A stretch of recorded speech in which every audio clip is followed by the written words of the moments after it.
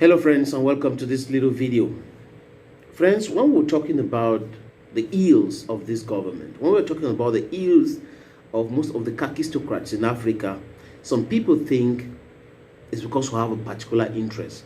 No, it has nothing to do with that. We have the interest of the general public at heart. And it takes courage. It takes a man to tell the other people that you are in a wrong direction. We have to do this. It's a holistic way of reasoning. That's how we have to look at things. Parce que nous sommes là, à chaque fois que vous êtes en train de dire telle chose ne marche pas, certaines personnes pensent que non, c'est de l'acharnement. L'acharnement par rapport à quoi?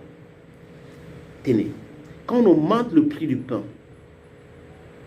toi qui soutiens le système, toi qui soutiens les gens qui rendent la vie invivable aux autres, tu payes le pain là à 150 ou à 200 comme tout le monde.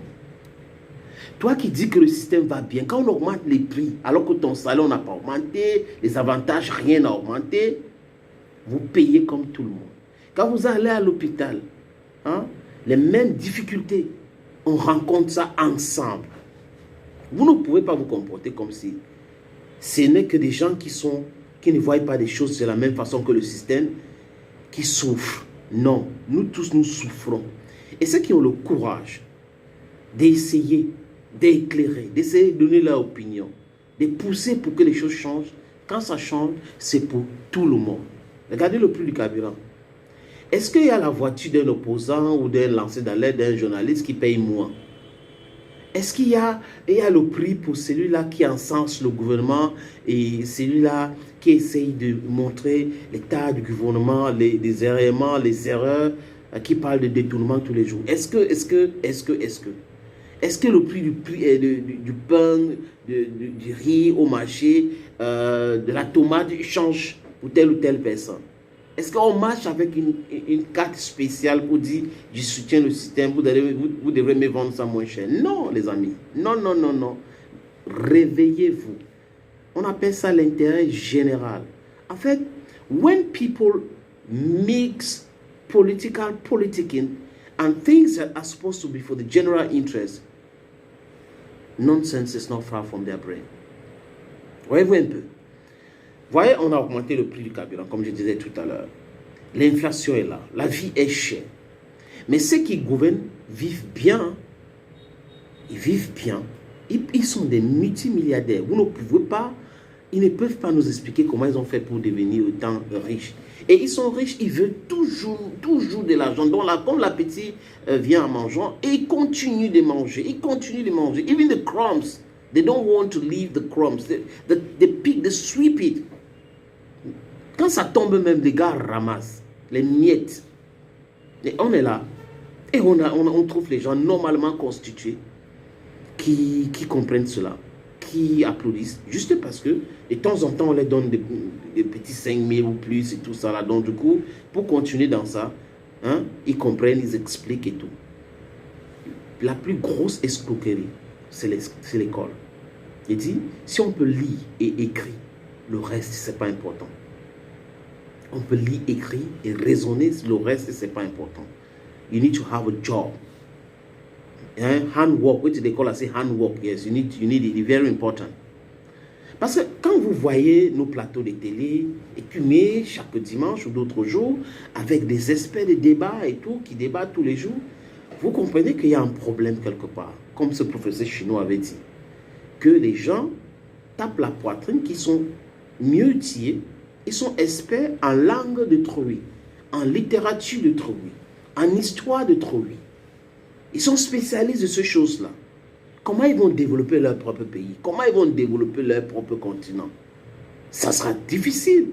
Si on a des cerveaux comme ça, des gens qui pensent qu'ils sont intelligents parce qu'ils ont fait l'histoire, la Révolution française, ils sont experts en cela, ils sont des mariologues, ils sont de ceci, ils sont de ça, je dis juste n'importe quoi. Ça ne va pas se développer. Le prix du carburant augmente. Juste parce que le Fonds monétaire international met la pression. N'oubliez pas qu'il y a eu le plan d'ajustement structurel. C'était quoi?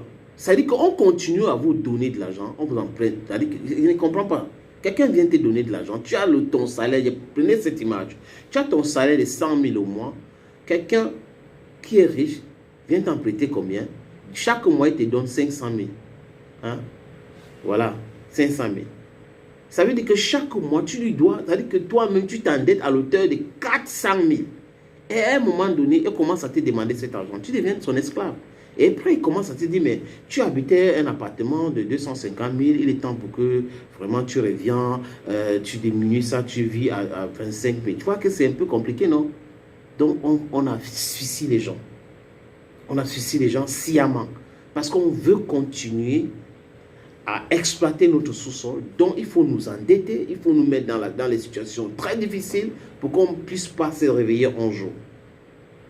Réveillez-vous, les jeunes. Réveillez-vous, les aînés. Réveillez-vous, les papas. Réveillez-vous. On a besoin de développer le continent. On n'est pas là tout simplement pour faire des beaux discours, émergence en 2035, émergence en 2026. Ce n'est pas des discours qui développent un pays. Ce n'est pas des discours. It's action. Action speak louder than words. Revenons à nos moutons. Quand on augmente de 100 francs le prix du carburant, le SMIC passe de 36 000 à 41 000, qui est apprécié, mais on peut faire mieux. Pourquoi pas 75 000, 80 000, quand on voit les milliards que les gens sont en train de placer tous les jours, c'est possible de le faire. Il faut juste le courage politique. C'était évident que les choses vont augmenter. Augmentation de transport égale augmentation de prix des produits de première nécessité ou d'autres produits qui sont transportés. Parce que si je transportais un sac de manioc de Econa à Douala pour 1000 francs de carburant et que ça on augmente 100 francs sur ça, ça va faire 1100 francs. N'est-ce pas? Ou si il y avait 2 litres de carburant, je dis n'importe quoi. C'était 630 francs fois 2, c'est 1260 francs. Et quand on augmente 100 francs sur 1 litre de carburant, il faut 200 de plus, donc 1400. Automatiquement, celui qui transporte doit augmenter le prix parce qu'il ne va pas s'en sortir. Et the repercussion is going to go on the products. Parce qu'on transporte quoi? Des hommes et les biens. D'un coin à l'autre. Donc, tout va devenir cher. Les taximans qui demandent maintenant l'augmentation parce qu'ils transportent des personnes et des biens aussi ont raison. Ceux qui font dans le secteur interurbain vont demander l'augmentation. Et ceux qui achètent les choses pour aller vendre vont augmenter. So, it's a systematic increase in all prices. Et la vie qui est chère deviendra encore plus chère.